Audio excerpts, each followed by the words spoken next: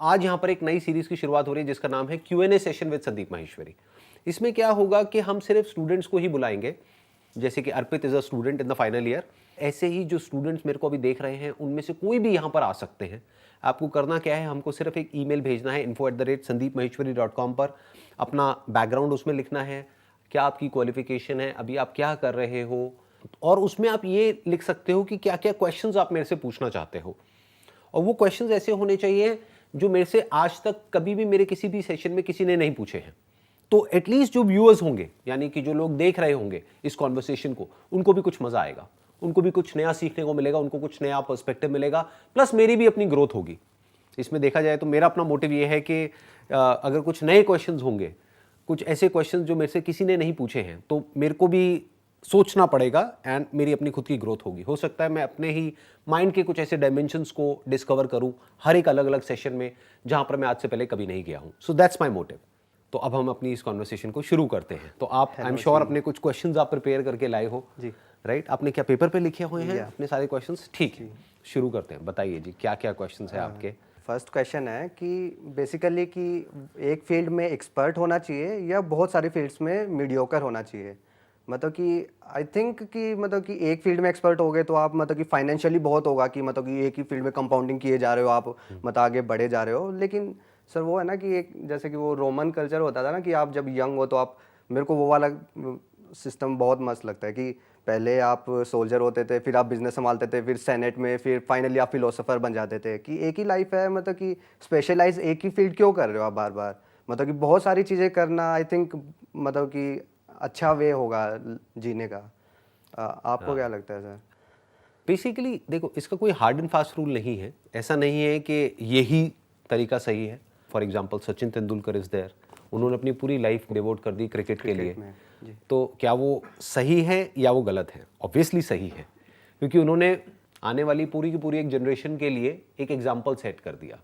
In fact और जितने भी क्रिकेटर्स हैं, सबने अपने कहीं ना कहीं इंटरव्यूज में बोला है कि वो जो सचिन तेंदुलकर है वो उनके आइडल है, राइट? वो आइडल क्यों बन पाए? क्योंकि उन्होंने एक ही चीज पर फोकस किया। कुछ लोग होते हैं कि मतलब फाइनली पैशन मिल जाता है कि जी, जैसे सचिन तेंदुलकर की भाई क्रिकेट ही पसंद और कुछ करना ही नहीं है।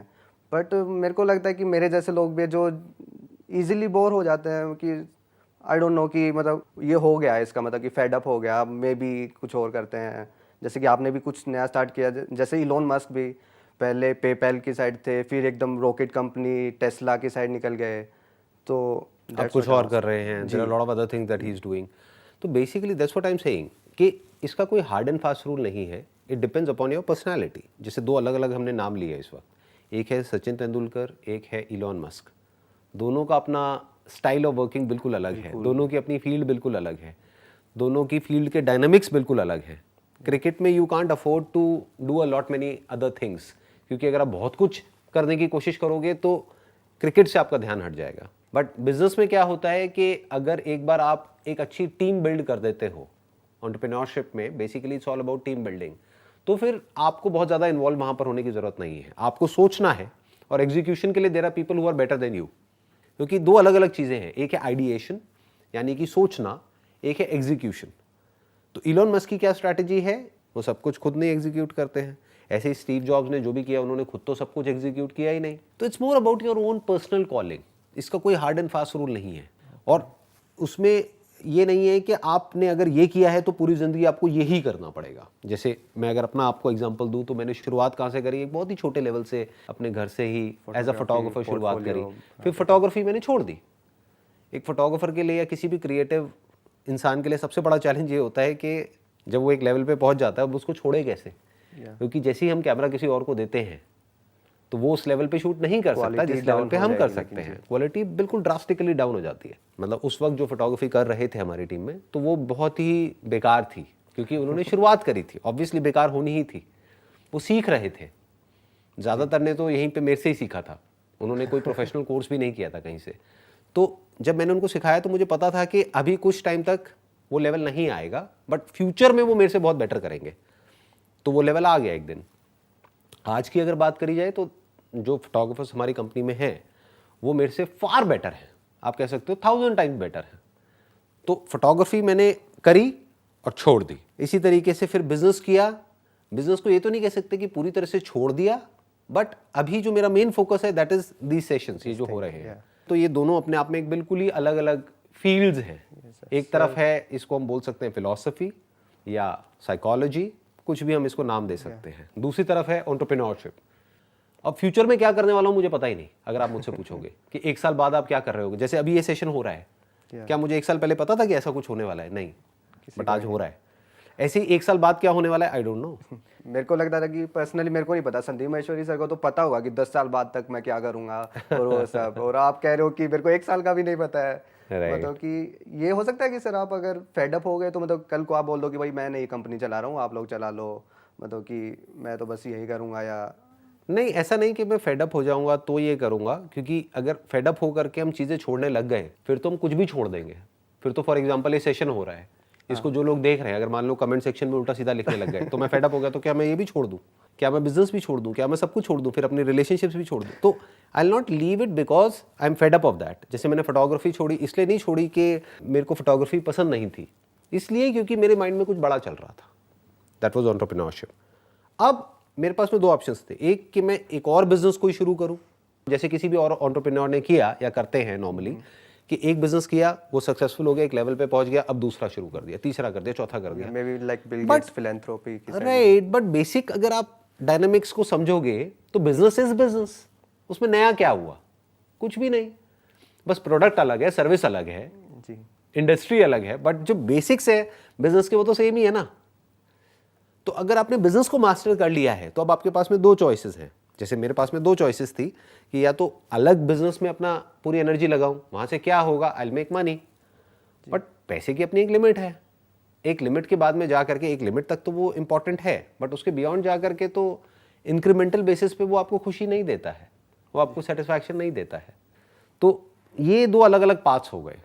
एक हो गया अपने पैशन को फॉलो करने का पाथ, उसको आप बोल सकते हैं इनसाइड आउट, कि जो अंदर से हो रहा है उसको हम बाहर एक्सप्रेस कर रहे हैं। एक है बाहर जो सब कर रहे हैं वही हम कर रहे हैं, ज़्यादातर लोग ऐसे ही करते हैं। तो वो हमारी अपनी कॉलिंग है। ओके, तो इस क्वेश्चन का आंसर हो गया जी।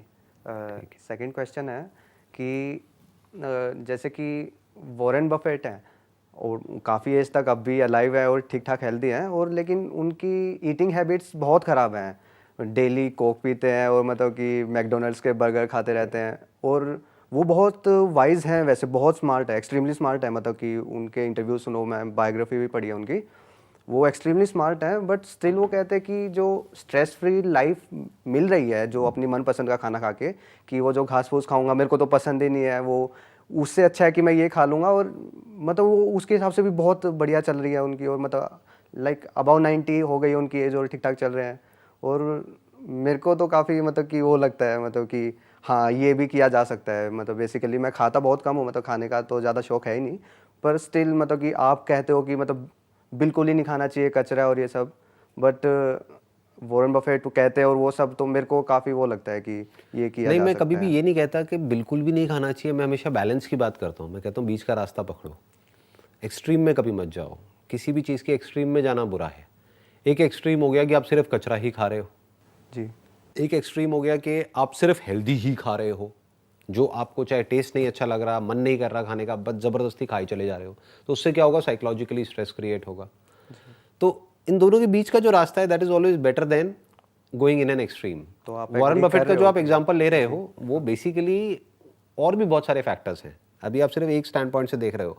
इसमें कोई शक नहीं है कि वो उनकी जो डाइट है या जो उनकी ईटिंग हैबिट्स है वो खुद बताते हैं अपने काफ़ी सारे इंटरव्यूज़ में कि डेली अपना एक बर्गर खा रहे हैं और कोक पी रहे हैं और लार्ज कोक और मतलब whatever it is. Breakfast he burger से हो रहा है उनका। राइट, तो ये एक पॉइंट हो गया। तो एक तरह से आप कह सकते हो कि डाइट के पॉइंट ऑफ व्यू से वो कुछ गड़बड़ कर रहे हैं, इसमें कोई डाउट नहीं है, because that is junk food. हर एक की लाइफ में कुछ ना कुछ गलत होता है, कुछ ना कुछ सही होता है। मेरी लाइफ में भी है, आपकी लाइफ में भी है, उनकी लाइफ में भी है, बट डिपेंड करता है कि वो सही क्या कर रहे हैं उसको कॉम्पनसेट करने के लिए। सही क्या कर रहे हैं, वो अपने पैशन को फॉलो कर रहे हैं। Basically for him the stock market is more like a game जिसको वो खेल रहे हैं। तो हेल्थ ऐसा नहीं है कि अगर हम अच्छा खा लेंगे तो हम हेल्दी हो जाएंगे, क्योंकि उससे तो बॉडी ठीक होएगी ना। बट बॉडी से इंपॉर्टेंट क्या है, माइंड।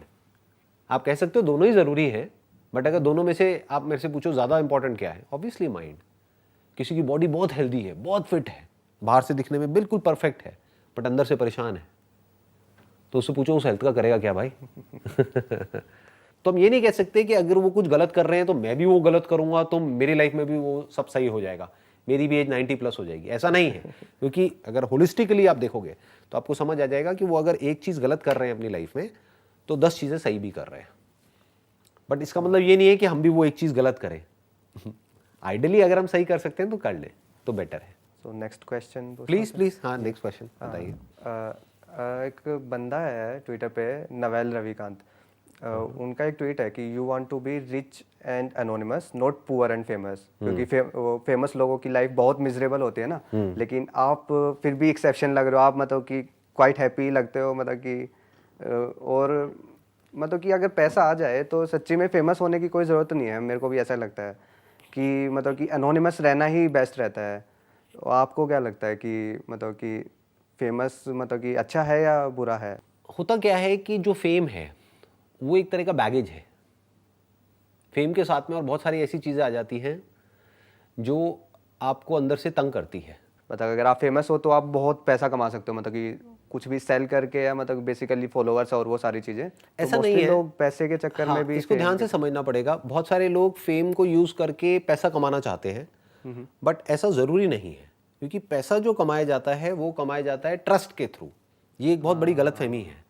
अगर कोई ये सोचता है कि मैं फेमस हो गया, अब मैं नाम नहीं लूँगा किसी का यहाँ पर, बट एक लड़की है जो गाने गाती है, हाँ और बड़े ही वाहियात गाने गाती है। जी, आप अंडरस्टूड। समझ गए ना, मैं नाम नहीं ले रहा, ठीक है। तो वो बहुत फेमस है, उसको हर कोई जानता है, बट क्या वो उस फेम से पैसा कमा सकती है? बहुत बड़ा क्वेश्चन मार्क है। पैसा कमाया जाता है ट्रस्ट से।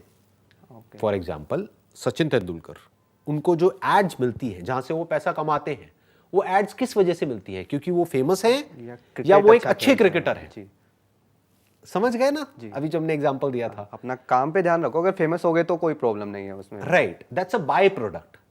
Okay, name, fame, money is a by product. अगर तो वो एक बाय प्रोडक्ट है और आपका फोकस कुछ और है लाइफ में, तो कोई दिक्कत नहीं है। क्योंकि फिर क्या होगा, चाहे फेम आया चाहे गया, फेम तो आता जाता रहता है जी, उसको नाम ज़्यादा कभी फर्क भी नहीं अच्छा हो पड़ेगा। जाता है, कभी खराब हो जाता है। एक कंट्रोवर्सी होने की देर होती है, जो लोग तारीफ कर रहे होते हैं वही बुराई करने लग जाते हैं। फेम आ जाता है, चला जाता है। आज कोई फेमस है, कल कोई और हो जाता है। आज कोई और न्यूज़ में आ रहा है, कल कोई और आ जाता है। और आजकल तो न्यूज़ भी 1-2 दिन से ज़्यादा नहीं टिकती है, राइट। तो फेम भी ज़्यादा नहीं टिकता है। तो अगर किसी को ये अंदर से कीड़ा आ जाए कि भाई मेरे को तो फेमस होना है और फेमस रहना है, तो वो बहुत उल्टे सीधे काम करने लग जाएगा या करने लग जाएगी उस फेम के चक्कर में। फिर वो फंसते चले जाएंगे, वो फेम उनको फंसा देगा। किस किस तरह से फंसा देगा उसकी कोई लिमिट नहीं है। ऐसे भी बहुत सारे एग्जांपल्स हैं। और वही लोग मिजरेबल होते होंगे मोस्ट प्रोबेबली। वो ही मिजरेबल होते हैं, आप समझ गए, क्योंकि वो फेम के पीछे भाग रहे हैं। जैसे फॉर एग्जांपल अगर आप मेरी बात करो तो I don't enjoy fame, but मजबूरी है, क्या करूं। अब ये जो काम कर रहा हूं इसमें वो साथ में आ रहा है। सर वैसे ग्रेटिट्यूड फील होता है कि लोग आ रहे हैं कि मैंने इसके लिए काम किया है, लोग मतलब कि थैंक यू बोलने आ रहे हैं, मतलब कहीं पे बिल्कुल भी नहीं। आप मतलब परेशान होते हो, मतलब कि ज़्यादा फर्क ही नहीं पड़ता? ना मैं परेशान होता हूँ ना मैं खुश होता हूँ, मेरे को फर्क नहीं पड़ता है। जैसे कोई आया, सर सेल्फी ये वो वटेवर, हाँ ठीक है करो और जाओ, बस खत्म। तो I am not happy about it. उसमें खुश क्या होना है जी, उसमें परेशान क्या होना है। I am controlling this aspect in a way जिस तरह से मैं करना चाहता हूँ। ओके। मैं किस तरह के जगह पे जा रहा हूँ, किन लोगों से मिल रहा हूँ, क्या कर रहा हूँ, उस सब के पीछे एक थॉट प्रोसेस है। इन सब का विजन है आपका कि आगे पूरा विजन है कि फेम को किस लेवल तक रखना है और कहाँ तक नहीं रखना है। ओके, फेम को कब गिराना है, कब उठाना है। आप कह सकते हो मैं फेम को खुद गिरा रहा हूँ टाइम टू टाइम, जान करके, ताकि वो एक लिमिट में रहे जिससे कि मैं अपना असली काम कर सकूं। क्योंकि अगर फेम ज़्यादा हो गया तो मैं बोल नहीं सकता फिर। इसी के अबाउट एक क्वेश्चन और था कि सर आप मतलब कि अपना पॉलिटिक्स से रिलेटेड मतलब अपना बताते नहीं है ओपिनियन वगैरह, वो मतलब कि यही रीज़न है इसका? मतलब मैं ये था क्वेश्चन कि आप ये क्यों नहीं शेयर कर रहे हो अपने व्यूज़ एक वगैरह? रीज़न तो यही है जो मैंने अभी आपको दिया है कि मुझे कहाँ जुड़ना है, कहाँ नहीं जुड़ना है, किस बारे में बात करनी है, कहाँ पे इन्वॉल्व होना है, कहाँ पे नहीं होना है, वो मेरे माइंड में बिल्कुल क्लियर है। That is 1। 2, मैं न्यूज़ नहीं पढ़ता हूँ, रेयरली पढ़ता हूँ। जैसे कुछ बहुत बड़ा हो जाता है तो पढ़ लेता हूँ। तो जब न्यूज़ ही नहीं पढ़ता हूँ तो मेरे को एक्चुअल में नॉलेज नहीं है कि पॉलिटिक्स में क्या हो रहा है, किस लेवल पे हो रहा है। तो जिस चीज़ की मेरे को नॉलेज ही नहीं है उसके बारे में मैं क्या बात करूँ। जो भी करूँगा वो फैक्ट्स के बेस पर नहीं होगी। अब मेरे को अगर फैक्ट्स एक्यूमुलेट करने हैं तो मैं फिर पूरे डीप में एक्यूमुलेट करूंगा, तो अगर मैं पूरी एनर्जी वहां लगा दूंगा तो मैं फिर ये काम कैसे करूंगा जो अभी मैं कर रहा हूँ। नेक्स्ट क्वेश्चन पूछता हूँ सर। पूछिए जी। जी, एक मैं अभी लेटेस्ट बुक पढ़ रहा था, आउटलायर्स, मे बी आपने पढ़ी होगी। वो बेसिकली मतलब जो आउटलायर्स, वो मतलब कि जो एक्सट्रीमली सक्सेसफुल होते हैं ना, मतलब कि स्पोर्ट्स एथलीट्स या फिर टेक बिलियनियर्स, उनकी मतलब कि लाइफ्स को स्टडी किया है कि मतलब कि क्या क्या पैटर्न्स थे कि सक्सेसफुल बंदों के, कि कैसे ने क्या क्या किया है। तो उन्होंने मतलब कि ऑफ कोर्स उन्होंने बोला था कि मतलब हार्डवर्क और स्किल ये सारी चीज़ें ज़रूरी थी, लेकिन उन्होंने एक वर्ड यूज़ किया था, आर्बिट्रेरी एडवांटेजेस हुई थी मतलब बहुत सारे लोगों को।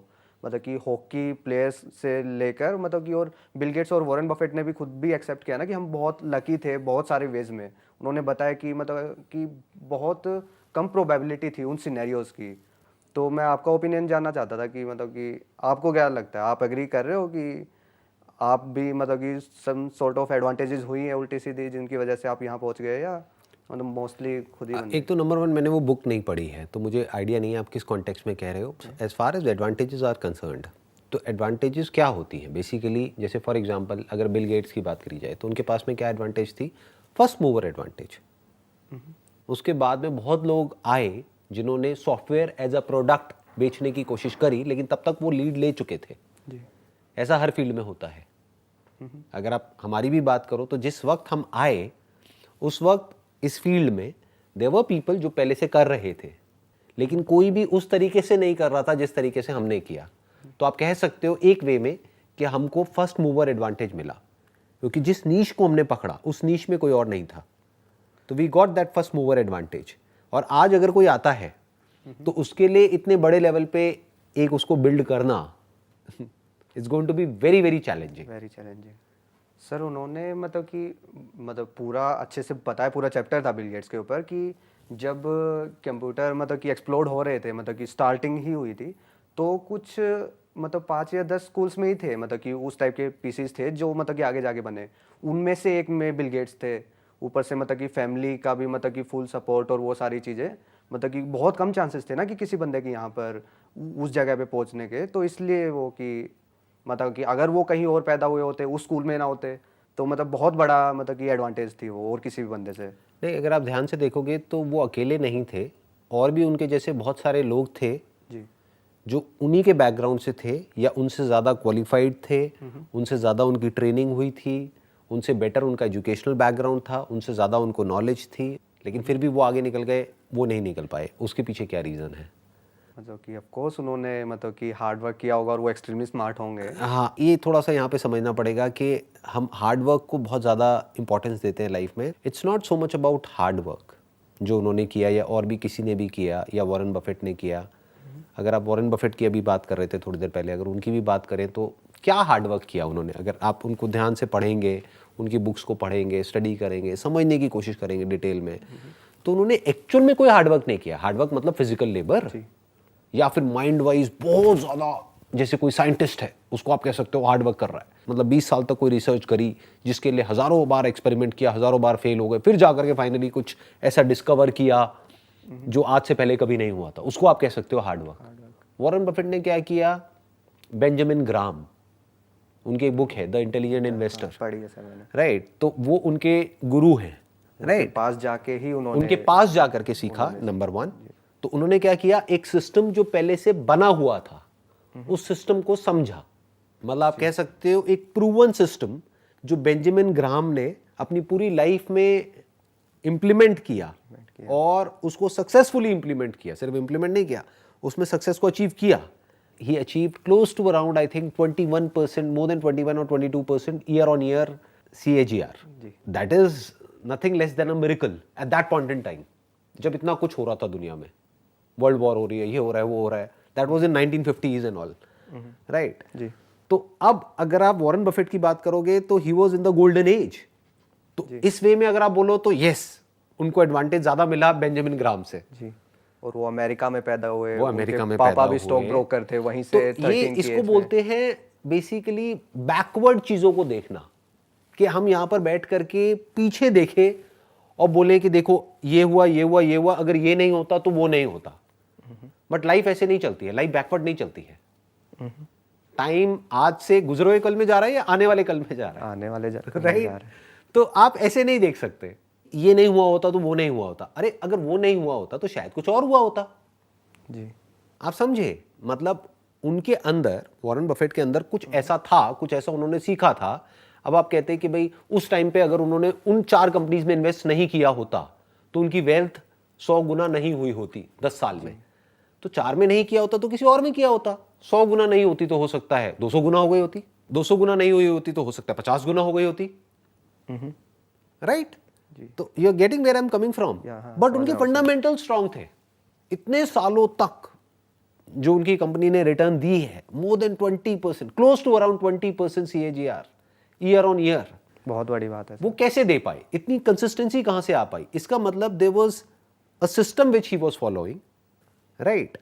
ये हम बोल सकते हैं। बट अगर हम ये बोलते हैं कि उनको ये मिला, ये एडवांटेजेस मिले जिसकी वजह से वो उस लेवल तक पहुंच पाए, तो I don't by that point. Because अगर उनकी जगह किसी और को मिल गए होते वो एडवांटेजेस, क्या बेंजामिन ग्राम के एक ही स्टूडेंट थे? क्या उनके एक ही स्टूडेंट थे? नहीं, बहुत सारे। पर सारे वॉरेन बफेट क्यों नहीं बन पाए? तो कहने का मतलब है कि और लोग थे जिनके पास में उनसे ज्यादा एडवांटेजेस थे, जिनका बैकग्राउंड उनसे बेटर था, जिनके पास में उनकी फैमिली का बेटर सपोर्ट था, जिनके पास में पैसा उनसे ज्यादा था, जिनके पास में नॉलेज ज्यादा थी, फिर भी वो नहीं कर पाए, ये कर गए। क्यों? उसके पीछे क्या रीजन है? ऐसे भी सोचना पड़ेगा। तो उसके पीछे जब हम रीजन ढूंढने लग जाएंगे तो हमको एक ही रीजन मिलेगा। अगर एक तार जो सबको जोड़ देती है, जो किसी भी फील्ड में कोई भी सक्सेसफुल हुआ है, क्या है सर वो? That is learning. अपने फेलियर से भी सीखना, अपनी सक्सेस से भी सीखना, दूसरों औरों की के फेलियर से भी सीखना, दूसरों औरों के की success सक्सेस से भी सीखना। इसके अलावा क्या है बताओ? ये सबसे बड़ी एबिलिटी है। जी। जब आप और रीजन ये आपको सब में मिलेगी, सब में। ऐसा कोई नहीं हो सकता जिसमें ना मिले, जी। चाहे वो किसी भी फील्ड में सक्सेसफुल हुआ है। तो ये अगर आप कहते हो तो समझ आता है। बट ये जो बुक के कॉन्टेक्स्ट में आप बात कर रहे हो कि उनको कुछ ऐसा मिला, अरे उनसे ज्यादा पता नहीं कितनों को मिला। सर वो मतलब कि मैं क्लैरिफाई कर देता हूँ, वो ये नहीं कह रहे थे कि सिर्फ ये रीजंस थे। वो कहते हैं कि मतलब कि ऑफ कोर्स उन्होंने बाकी सब भी किया, मतलब कि लर्निंग भी की थी, थोड़ी जेनेटिकल एडवांटेजेस थी, वो सारी चीज़ें थी। लेकिन अगर मतलब कि कुछ आर्बिट्रेरी ऐसी एडवांटेजेस होती है, वो सही टाइम पे पैदा हुए, अमेरिका में पैदा हुए, क्या पता नॉर्थ कोरिया में पैदा हुए, तो मतलब क्या ही कर पाते, स्टॉक मार्केट ही नहीं है और वो सारी चीज़ें। इस तरह की रिसर्चेस में प्रॉब्लम पता है क्या होती है? उन्होंने क्या किया, पहले ही अपने माइंड में एक पॉइंट बनाया, उस पॉइंट को प्रूव करने के लिए उस बुक में बैकवर्ड इंटीग्रेशन करी और अपने पॉइंट को प्रूव कर दिया। और लोग पढ़ेंगे, वो कहेंगे हाँ बात तो सही है, ऑब्वियसली सही है, बट इसकी और भी बहुत सारी साइड्स हैं जिसको वो टच नहीं करेंगे। क्यों नहीं करेंगे? क्योंकि वो उनके पॉइंट को प्रूव नहीं करेगी, उसको डिसप्रूव कर देगी। For example, one point could be कि आपने ये तो सब पकड़ लिया कि उनके क्या क्या एडवांटेजेस थे, कि वो इस साल में यहां पे पैदा हुए, उनको ये मिला, उनको ये मिला, उनको ये मिला। उनके डिसएडवांटेजेस कहां हैं? है उस बुक में? आपने पढ़ी है? आप बताओ। पूरी नहीं पढ़ी है सर, क्या बता नहीं नहीं पढ़ी होगी। नहीं सर, 2-3 चैप्टर बचे हुए हैं सर, पूरी नहीं पढ़ी बीच में। अभी तक जितनी पढ़ी है, नहीं नहीं, अभी तक जितनी पढ़ी है उसमें कहीं डिसएडवांटेजेस की बात करी उन्होंने? नहीं सर, नहीं करी। तो उन्होंने तो ये इनकम्प्लीट नहीं होगी रिसर्च। मे अगर उनके पास में तो सही रहेगा एडवांटेजेस थे, बिल गेट्स के पास में, वॉरेन बफेट के पास में, या किसी के पास में भी, इलॉन मस्क के पास में, तो डिसएडवांटेजेस भी तो थे। वो कहां हैं? अगर वो आ गए तो उनका ये पॉइंट प्रूव नहीं हो पाएगा। आप समझ गए?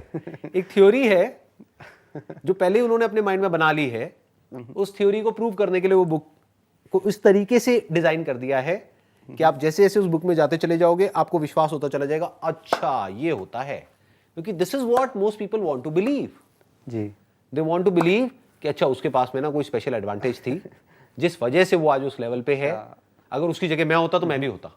ये तो और कुछ ज्यादा बिकेगी भी सर, मतलब कि ऐसे ही बुक्स लोग पढ़ना चाहेंगे कि राइट, क्योंकि वो उन्हीं के पॉइंट को उनके सबकॉन्शियस लेवल पे, उनके ना करने के डिसीजन को, क्योंकि एक्शन लेना मतलब अपने आप में एक बहुत बड़ी स्ट्रगल। जी। तो उनकी स्ट्रगल की स्टोरी कहां है? दूसरी तरफ से कुछ ऐसी बुक्स होंगी जो सिर्फ और सिर्फ स्ट्रगल को ही दिखा रही हैं, उनके एडवांटेजेस को नहीं दिखा रही, वो भी इनकम्प्लीट हो गई।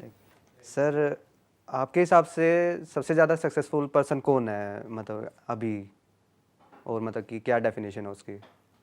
सक्सेसफुल किस कॉन्टेक्स्ट में, क्योंकि अलग अलग वे में बोल सकते आपके हैं हिसाब से कि मतलब ये बेस्ट लाइफ जी रहे हैं, मतलब कि मेरे को लगता है कि ऐसे ही जीना चाहिए, मतलब कि बेस्ट लाइफ नाम की कोई चीज़ नहीं है, ये एक इल्यूजन है। ये उनको लगता है जो अभी जिन्होंने एक्चुअल में लाइफ को एक्सपीरियंस नहीं किया है। जैसे जैसे हम एक्सपीरियंस करते चले जाते हैं, बेस्ट कुछ भी नहीं है। हर तरह की लाइफ के अपने प्रोज एंड कॉन्स है। बेस्ट लाइफ किसको कहोगे? जिसके पास में नाम बहुत ज़्यादा है, फेम बहुत ज़्यादा है, पैसा बहुत ज़्यादा है। मतलब मे बी जो बहुत हैप्पी है, मतलब कि उसको बोल सकते हैं। ऐसा कोई नहीं, मैंने आज तक किसी को ऐसा नहीं देखा जो मतलब एक्चुअल में हम ये कह दें कि हाँ भाई वो बहुत अच्छी लाइफ जी रहे हैं या उसकी लाइफ में सब कुछ परफेक्ट है और सब कुछ बहुत बढ़िया है, ऐसा कुछ भी नहीं है। बट अगर आपके सवाल का जवाब मुझे देना ही हो तो अगर कोई ऐसा है इस दुनिया में जो खुद को जानता है, खुद की जितनी भी लेयर्स हैं वो सारी उसने एक एक करके हटा ली है, बॉडी की, माइंड की, उसके बियॉन्ड जो कुछ भी है उसकी, not just at a theoretical level but at N experiential level, तो आप कह सकते हो कि वो सबसे ज़्यादा सक्सेसफुल है या फिर उसके इंसान होने का जो हाईएस्ट गोल है वो उसने अचीव कर लिया है। और मे बी हम ऐसे बंदे को जानते भी ना हो, वो कहीं पे कहीं हो अकेला सकता होने है, में से जी रहा हो सकता है, जी, और हो सकता है वो सबके सामने ही हो लेकिन किसी को पता हम उसको किसी और नज़र से देख रहे हों, वो कुछ अंदर से और ही हो, ये भी हो सकता है। जी।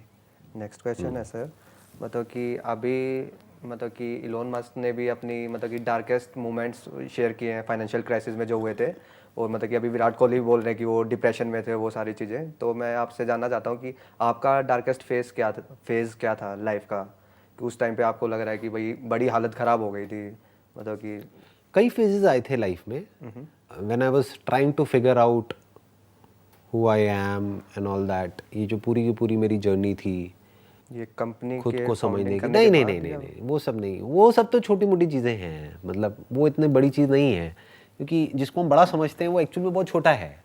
क्योंकि कंपनी हो गया, बिजनेस हो गया, ये हो गया, ये हो गया, इन सब का पाथ है जो वेल डिफाइंड है। वो पाथ क्या है जो अभी मैंने थोड़ी देर पहले बोला था आपको कि सीखना है। self और नहीं नहीं नहीं, सीखना है। वो पाथ क्या है? सीखना है। डिस्कवर योरसेल्फ का कोई पाथ नहीं है। There is no path that can take you to yourself, क्योंकि आप खुद से कितना दूर हो। आप तो यही हो, आप कल में थोड़े ही हो। तो जिसको भी हम फाइनेंशियल सक्सेस बोलते हैं या जो भी कुछ फ्यूचर में है, उस सबके लिए पाथ है। यानी कि कोई और इंसान थे पास्ट में जो उस पाथ को फॉलो करके वहां तक पहुंचे हैं। उनसे तो अगर सीख उसको हम के क्रैक कर लें, उसको समझ लें कि उन्होंने ऐसा क्या किया, क्या सही किया, क्या गलत किया, या जो मैं कर रहा हूं उसमें क्या सही है, क्या गलत है, तो हम वहां तक पहुंच सकते हैं। बट डिस्कवर योरसेल्फ में कोई पाथ नहीं है। जी जब हम सारे पाथ छोड़ देते हैं और लाइफ को एज इट इज देखना शुरू कर देते हैं, फिर वहां से हमको कुछ नजर आता है। तो आप कह सकते हो मेरी लाइफ का जो सबसे चैलेंजिंग फेज था, सबसे मुश्किल, वो ये ट्रांजिशन था from outer to inner. Okay कि एक बाहर की दुनिया से जब अंदर की दुनिया में मुझे कुछ एक्सपीरियंसेस हुए, कुछ ऐसे हुए जो वहाँ से क्यूरोसिटी पैदा हुई, वहाँ से फिर एक बर्निंग डिज़ायर अंदर से पैदा हुआ कि आई वांट टू नो कि एग्जैक्टली मेरे साथ क्या हुआ है, क्यों हुआ है, किस लेवल पे हुआ है। तो वो सर्च शुरू हुई, वहाँ से एक लॉन्गिंग शुरू हुई, फिर वहाँ से आगे बढ़ते बढ़ते बढ़ते बढ़ते, तो that was the most difficult phase of my life. मतलब कि आप क्योंकि जब तक बारीकी से चीज़ें समझ नहीं आती हैं तब तक कॉन्फ्लिक्ट्स बढ़ते हैं अंदर ही अंदर पर वो कि internal सही था क्या वो। है, सच क्या है। सच को जानने की जो चाह थी बहुत अजीब थी, क्योंकि एक बुक कुछ कहती है, दूसरी बुक कुछ और कहती है, एक आदमी कुछ कहता है, दूसरा कुछ और कहता है। तो कैसे सच तक पहुंचा जाए? तो आपने क्या किया, साइड कर दिया सब कुछ, और मतलब ये भी नहीं कह सकते कि सब कुछ साइड कर दिया, ये भी नहीं कह सकते कि मैंने कुछ फॉलो किया। सब कुछ पढ़ा, सब कुछ सुना, सब कुछ देखा, उसके बाद में साइलेंस में रहा काफ़ी दिनों तक, फिर उसको ऑब्जर्व किया, स्पिरिचुअलिटी का एक्चुअल में मतलब समझा, not just theoretically but actually. तो वो आप कह सकते हो that was like quite a interesting phase of my life. वो सबसे ज़्यादा चैलेंजिंग भी था और सबसे ज़्यादा इंटरेस्टिंग भी था, क्योंकि जब हम कुछ मान रहे होते हैं कहीं से पढ़ करके, जिस बुक को हम अथॉरिटी मानते हैं, थोड़ा सा फिर जब उस पर delusional क्वेश्चन सी मार्क होते हो लगाने की बारी आती है जी तो सब कुछ हिल जाता है, आपके सारे फंडे हिल जाते हैं, जो आपका सपोर्ट सिस्टम होता है वो पूरा का पूरा हिल जाता है। तो अगर वो सच नहीं है जो पूरी दुनिया मानती है या जिस तरह से पूरी दुनिया सोचती है, अगर वो सच नहीं है तो सच है क्या? कहाँ है वो सच? कहाँ मिलेगा? तो उस तक पहुंचने की जो जर्नी थी, that was the big struggle. Sir. आपकी मतलब कि मोस्ट ऑफ द थिंग्स की आपकी कुछ अंडरस्टैंडिंग है, और मतलब कि और काफ़ी सारी चीज़ें पहले से ही डिसाइडेड थी। कोई ऐसी बड़ी चीज़ बताइए सर जिसमें आपने अपना माइंड चेंज कर लिया हो अभी कुछ सालों में, कि मैं पहले ये सोचता था, अब मेरे को लगता है कि ये सही था, मैं इस बात में गलत था। आप कह सकते हो कि अब ये जो बर्थ और डेथ का जो कॉन्सेप्ट था overall, that was like quite challenge for me. अभी जो मैं बात कर रहा था कि मेरी स्ट्रगल क्या थी, तो that was one of the biggest struggles to find out the truth of the concept of rebirth और री इनकारनेशन और रिसरेक्शन। ये सच है, वो सच है, वो सच है, ये सब अलग अलग कॉन्सेप्ट्स हैं। तो इसमें से रियलिटी क्या है, बर्थ क्या है, डेथ क्या है, तो वो सब जो फिगर आउट करने वाला था ना, वो जैसे मैं सोचता आया था बचपन से, या जैसे सब सोचते हैं, उससे बिल्कुल एक अलग थॉट प्रोसेस है। जो रियलिटी है वो सबसे बिल्कुल अलग है।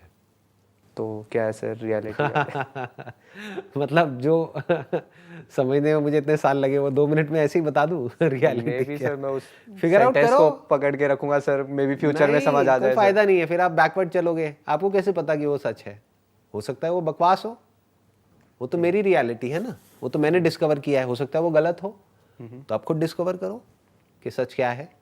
सर मतलब कि कौन सा बड़ा क्वेश्चन है जो आप स्टिल फिगर आउट करने की कोशिश कर रहे हो कि इसके बारे में मैं मतलब कि नहीं पता है मेरे को कि इसका आंसर क्या है? फिलहाल तो कुछ नहीं है। सब कुछ फिगर्ड आउट है, मतलब सॉर्टेड है। आई डोंट नो, मतलब I can't say that everything is figured out, but अभी कोई ऐसा क्वेश्चन नहीं है, क्योंकि मेरे माइंड में जितने भी जो भी कुछ था उस सबको मैं क्वेश्चन कर चुका हूँ। क्वेश्चन कर करके अब एक ऐसे लेवल तक पहुँचा हूँ जहाँ पे आगे क्वेश्चन करने के लिए कुछ है नहीं। जी। Where there is no role of an intellect, where everything is just as it is, जैसा है सो है।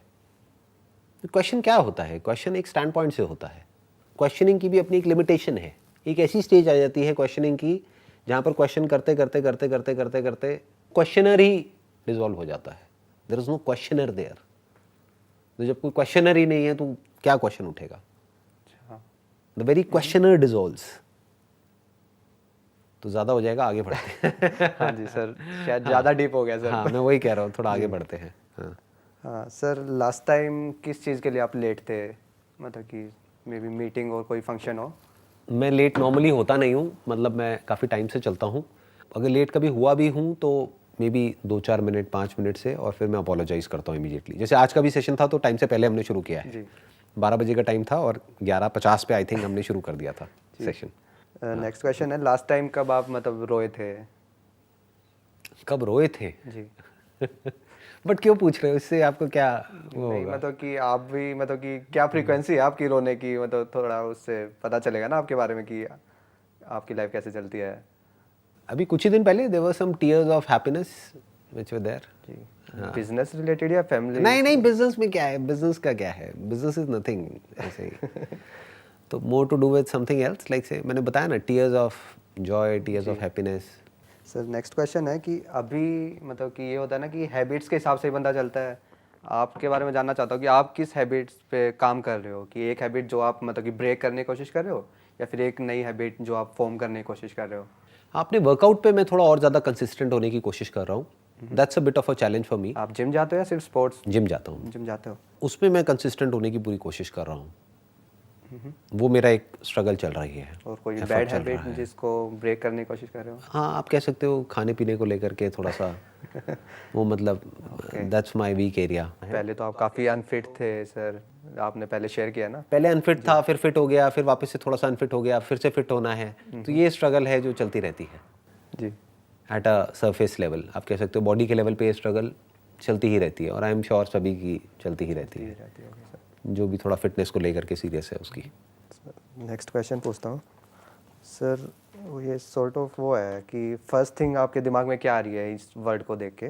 मतलब कि मैं वर्ड्स बोलता हूँ, marriage, bonding, money, utility, love. Everything. Sir smartest person आपकी लाइफ में कौन है जिसको आप जानते हो कि मैं जितने लोगों को जानता हूँ, मेरा वो वाला फ्रेंड है जो मेरे को बहुत स्मार्ट लगता है, सबसे स्मार्ट बंदा है वो?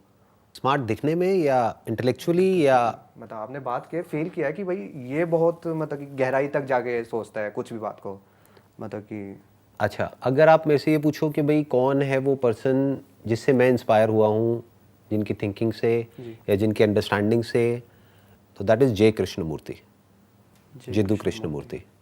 सुना है आपने इनका नाम? सर इनकी शायद बुक है ये रॉकेट साइंस के नहीं, नॉट रॉकेट साइंस। इनकी बुक है फ्रीडम फ्रॉम द नोन, और भी बहुत सारी बुक्स हैं इनकी वीडियोस भी हैं। जो मेरे लिए लाइफ में सबसे इंपॉर्टेंट है दैट इज़ सेल्फ अंडरस्टैंडिंग। बाकी सब उसके आगे तो कुछ भी नहीं है, that is all like dust. ठीक है, मिट्टी से कुछ बना रहे हैं, घरौंदे टूट गए, आ गए, चले गए, ये सब in time and in space. तो उपनिषद से काफ़ी हेल्प हुई है। और एक पर्सन है जो इतने पॉपुलर नहीं है, मतलब उनको कोई जानता नहीं है, बट उन्होंने कहीं पे पॉइंट किया था जहाँ से मुझे कुछ एक्सपीरियंस हुआ।